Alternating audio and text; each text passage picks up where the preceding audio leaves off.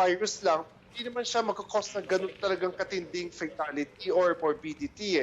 Baka nagkaroon din talaga siya, nagkaroon din siya ng mga secondary infections ng bacterial pneumonia, kaya napapalala yung kanyang kondisyon. Siguro, ang gusto lang natin Doc, yung hindi ibig sabihin na kapag bata't malakas, hindi na talaga tatablan. Yun lang naman ang dito, yung paglilinaw. Talagang dapat maingat pa rin tayo. So huwag nating isipin na bata pa lang tayo, malakas ang immune system natin, talagang free na tayo from this infection and from the secondary complications. So talagang very cautious pa rin. Doc, yung situation na nangyari kasi doon, nagkaroon siya ng direct contact doon sa meron na pala. Kumbaga, hindi lang siya nakapag-ingat dahil kumbaga, hindi talaga dinisclose fully kung ano yung conditions nung nakausap niyang pasyente, no? Pero, ang nakakatakot po kasi, yung asymptomatic, na posible na rin palang maging carrier. So, ano po ba yung dapat nating gawin, no? Bukod sa social distancing, yung mga pag-wash ng hands, o ano pa po ba yung mga dapat nating gawin? Paano natin malalaman kung asymptomatic? Actually, pag asymptomatic, yan yung mahirap kasi sila yung hindi mag-manifest ng symptoms. So, hindi natin alam kung meron ba silang ubo, sipon, or what. Or kasi, minsan, actually, may mga tao rin kasi na kunyari lang pupunta sa mga hospital, okay? So, initially, hindi naman nila sasabihin na meron silang ganung klaseng nararamdaman pa lang. Yung pala on further questioning, tsaka mo mahuhukay sa kanilang history na, meron pala siyang travel, meron pala siyang ubo, lagnat, sipon for the past few days. Initially, hindi nila binabangkit, hindi nila sinasabi. So, yan yung mga medyo nakakatakot. Kaya, I would advise for all healthcare workers, kunyari, mag-around ako sa hospital, regardless ko patient na ititingnan ko, I make sure that I wear my mask. Kasi if the effort to protect yourself, malaking bagay na yun. Opo. Pero ito, Doc, para lang din malinaw, kasi may mga, ilan na rin po tayo, 8 na ang namamatay po ng dahil dito sa COVID-19. Gusto lang din natin malaman, paano ba talaga dapat yung ginagawa? Kasi sinasabi, ang pinaka dapat gagawin i-cremate ka agad dahil po pwedeng makahawa pa ba talaga yung isang bangkay ng may COVID-19? Although wala pa talagang protocol on how to deal with yung mga namamatay, pero cremation is an ideal na technique, no? So ideally, agad na is cremate siya, no? Para at least quick prevent further contamination or dun sa mortician, baka mahawak pa sila just in case. So it would be best talaga pa rin as of this to cremate them, right? Alright. Maraming salamat po sa inyong oras, sa pagsagot po sa aming mga katanungan. Marami pa pong mga questions pero patuloy po namin kayong kakausapin sa mga susunod pang mga araw dito sa Unang Hirit. Maraming salamat po sa inyo, Dr. Endimion Tan. Thank you, Doc. Talagang eksperto kailangan natin sa mga panahon ngayon, di ba? Huwag tayo magsinungaling doon sa mga history natin, yung mga conditions natin. Kasi hindi lang naman natin pinangangalagaan yung mga ibang tao, kundi lalo na yung sarili natin. Actually, talaga ang kailangan is information at yung education. Yung education lalo. Sabi nga parang hindi mo na ikaw ay mahawa, baka ikaw ay makahawa. So dapat lagi talagang... Tayong selfish. Yun naman yun. At ito lang pinaka-basic, no? Bukod po sa palagi ang paghuhugas ng kamay at yung hindi paghawak sa muka at pagpalakas sa immune system, ito nga, nire-recommenda rin yung social distancing, no? Sa Cagayan de Oro City, isang taxi driver ang nag-level up sa paraan ng pagsunod nito. At sa kuha ng kanyang pasahero na si Bry Francisco Salem, dinitali niya ang paglalagay ng transparent na cellophane ng driver para magkaroon ito ng harang sa kanyang pasahero. Ayan, naka-quarantine siya. Ang pamasahe maaari namang iabot sa isang maliit na butas. Nasinlaki ng virus. Hindi. Ang driver nakasunod din ng gloves bilang pangontra sa novel coronavirus kasi kukunin niya rin yung pera bayad tsaka suklat. Kaya nga, di ba tayo dito? Sa Social studio, kita nyo distancing. yung aming upo. Di ho sa hindi naman kaya lang ino-observe din namin yung social distancing. O, di ba? Kailangan Yan. 1 meter. Ayan. Hindi ko nga kayo ramdam Ayan. Hindi muna tayo ganun ka-close. Samantala, ito po, siniguro ng pamunuan ng North Luzon Expressway Corporation na makikipagtulungan sila sa community quarantine sa Metro Manila ayon sa NLEX. Inihintay na lang nila ang implementing rules and regulations kaugnay ng quarantine. Oras sa magkaroon nito Agad daw nilang ipapakalat sa mga motoristang dumadaan ng NLEX at SCTEX. Sa ngayon, nakipag-ugnayan na raw ang NLEX sa PNP na tatao sa mga toll plaza. Mas pinaikli na mall hours dito sa Metro Manila mula alas 11 ng umaga hanggang alas 7 ng gabi na lang ang operating hours ng mga mall.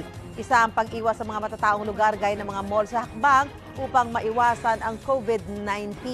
Ayan. Actually, di ba? Dapat consider talaga. Samantala, nakitaan ang sintomas ng COVID-19 ng isang pasahero ng bus mula Makati na pauwi po sa Lucena City, Quezon. May unang balita si GMA News stringer Piwi Bacunyo. Piwi, ano na ang latest tungkol dyan?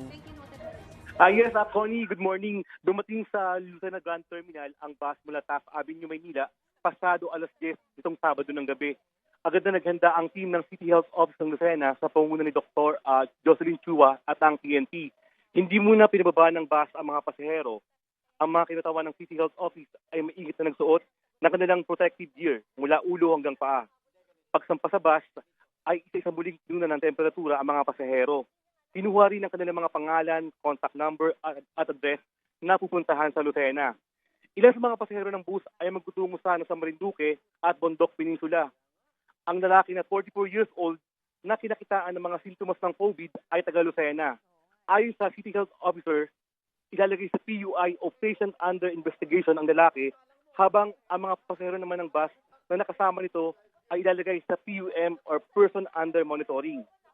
Ayon sa City Health Office, ipapaalam raw sa mga ito na sila ay nasa PUM na upang tumalima ito sa home quarantine. Connie? Maraming salamat, GMA News stringer Piwi Bacunyo.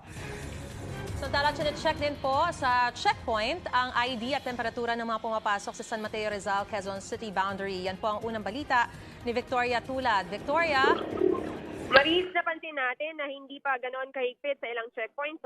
Sa checkpoint nga sa boundary ng San Mateo Rizal, Quezon City sa San Mateo Road, may isang jeep na puno ng mga pasahero na pinabayaan lang makadaan. Taliwas ito sa direktiba ng Department of Transportation na dapat hindi hihigit sa kalahati ng kapasidad ng isang jeep ang sakay nito para maiwasan ang tsansang magkahawaan. Nakausap natin ang driver ng jeep at sabi niya, hindi na niya napigilan ang mga pasahero na sumakay dahil kakaunti lang ang dumadaang jeep. Ayon naman sa mga pasahero, no choice sila kahit siksikan dahil kailangan makapasok. Malakas naman daw ang kanilang pangangatawan kaya umaasang hindi dadapuan ng COVID-19. Matapos i-check ang ID ng mga pasahero at driver at punan sila ng temperatura gamit ang thermal gun, hinayaan ng makaalis ang jeep. Ayon sa isa sa mga nakabantay na pulis na tumangging humarap sa kamera. Dahil kasi simula pa lang ng quarantine at paglalagay ng checkpoints, ang abiso raw sa kanila ay obserbahan lang muna ang mga maaari pang i-improve. Lahat naman ng nakapanayam nating motorista ay sinabing sang-ayon sila na kailangan ng checkpoints para sa kaligtasan ng lahat. Nagdala sila ng mga ID at maging Certificate of Employment para hindi maharang sa checkpoints.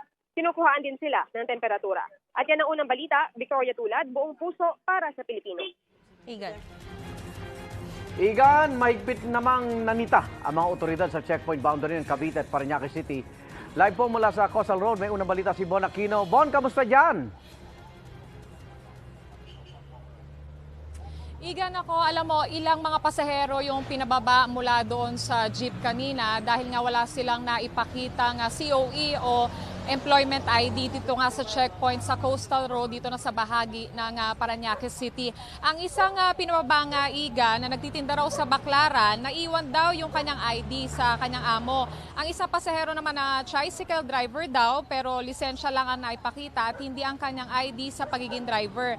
Magde-deliver naman ng mga panindang basahan ng isang pasahero pero dahil wala siyang ID, hindi rin siya pinapasok ng mga pulis. Sa ilalim ng ipinatutupad na community quarantine, hindi papayagang makapasok sa Metro Manila ang mga walang employment ID o certification. Papayagan lang makapasok ang mga may essential purposes tulad ng trabaho, mga magde-deliver ng supplies at pagkain at yung mga may pangangailangan medikal. Bawat sakay ng pampasaherong jeep, tinitignan ang mga ID.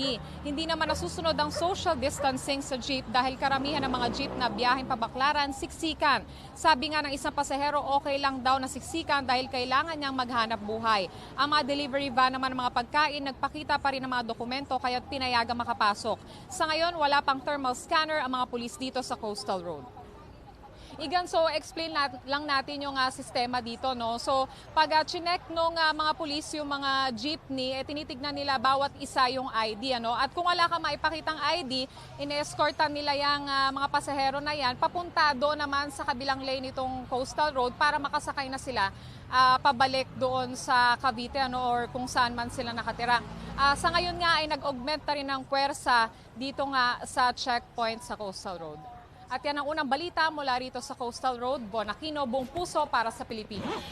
At para kumuha ng assessment sa pagsisimula ng Metro Manila Quarantine, nasa linya natin si DILG Secretary Eduardo Año. Secretary, good morning po.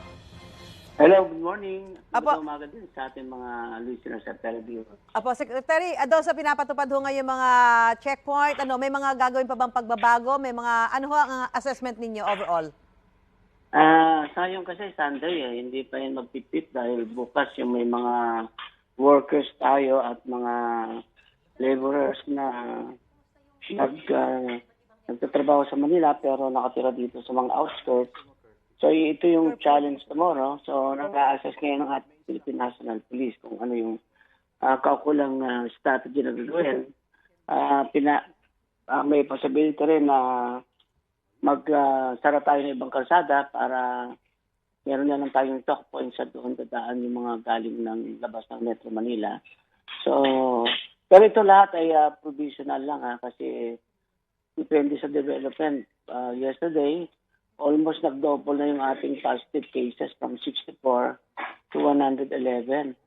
So, nagiging exponential na siya.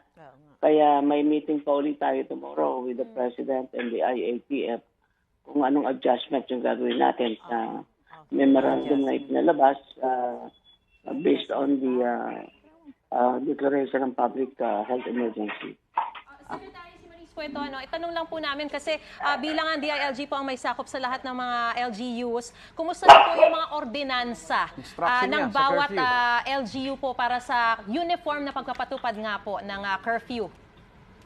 Kahapon ay nagpasa ng resolution ng Metro Manila Council na magkakaroon sila ng uniform implementation ng curfew to help restrict the movement of the people.